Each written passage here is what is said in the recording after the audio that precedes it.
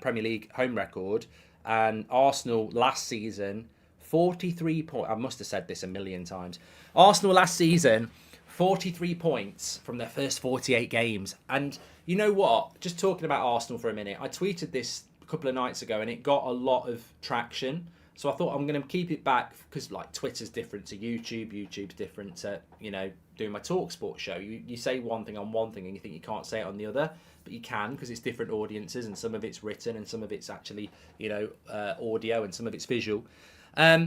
Anybody predicting that anybody predicting that Arsenal aren't going to finish in the top four is either a simpleton or bitter. I don't want Arsenal to finish in the top four. That's called rivalry. I don't want them to finish in the top four because I'm a Man United fan. I think it'd be funny if they don't finish in the top four. But I'm not bitter and twisted, and I don't think I'm a simpleton, although many of you will agree. They are not. If they don't finish in the top four, I'd say there's a less than 10% chance. They are the second best team in the league by a considerable way. They've not sold anybody really, and they've strengthened. The logic. Look, I'm not saying they won't finish outside the top four, but logically, they have to be in the top four. And anyone predicting not, as I said, they either don't know football or they're just doing it on bitterness, which is fine. But logically, they're going to fight for the title and be second. They're certainly going to be in the top four.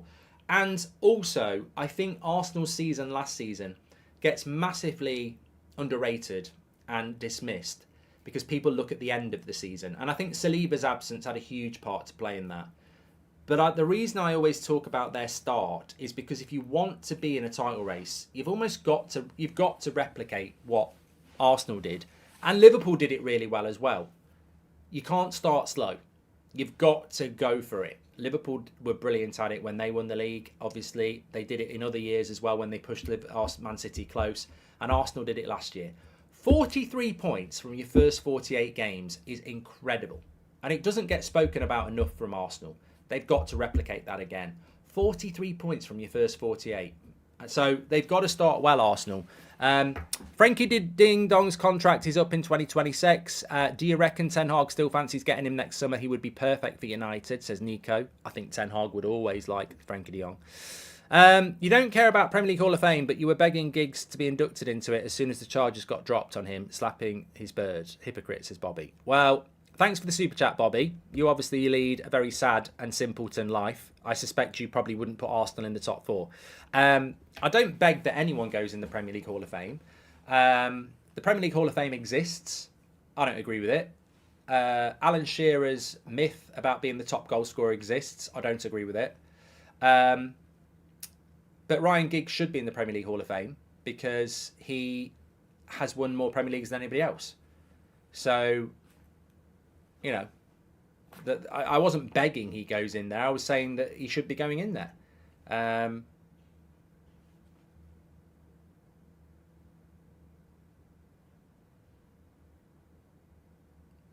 Arsenal are not going to get top five, says Mr. Frail. I just want to talk to you. I've not seen enough of people doing this, and I do just want to address this because we've completely missed this as well, so I apologise. Players are coming out now, so we're getting ready to go. What are Arsenal's first few fixtures? So, not been discussing this enough. Man City play Newcastle next Saturday night at 8 o'clock at the Etihad.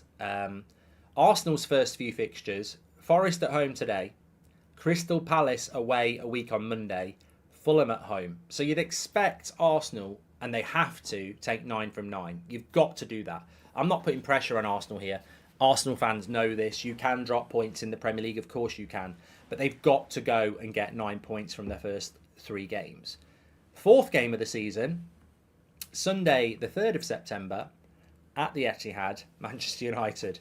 Oh, what a bottle of pop that's going to be. It's going off. After that, they've got Everton away, Tottenham at home, Bournemouth away, and then they've got Man City, Chelsea, Sheffield United, taking them to the end of October. So, I tell you what, the reason I talk about that is in their first 9 games, they've got Tottenham, Chelsea, Man City, and Man United. 9 threes are 27. So I just wanted to add a bit of context there. They took 43 from their first 48 In their first 27 points this season, they've got to play Man City, Man United, Chelsea and Spurs. So they've got to go some to try and replicate that. And I do think that they don't get enough praise for what they did last year. Paul says, I love the show. How do you think Champions League will affect Arsenal and Newcastle compared to last season?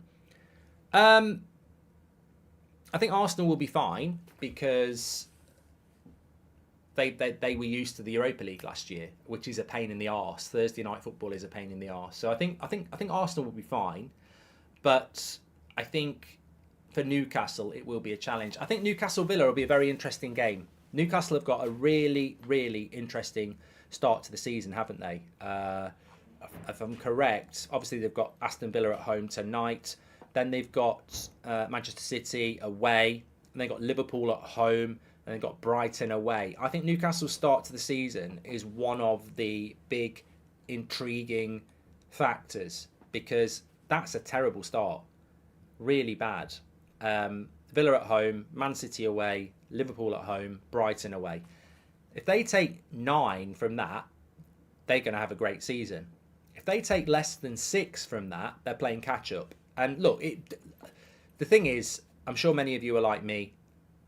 Everyone says it evens itself out over the season, but there's something called momentum that's really important. If you look at like the Brentfords of last year and the Fulhams, they had a good start and it built confidence and belief.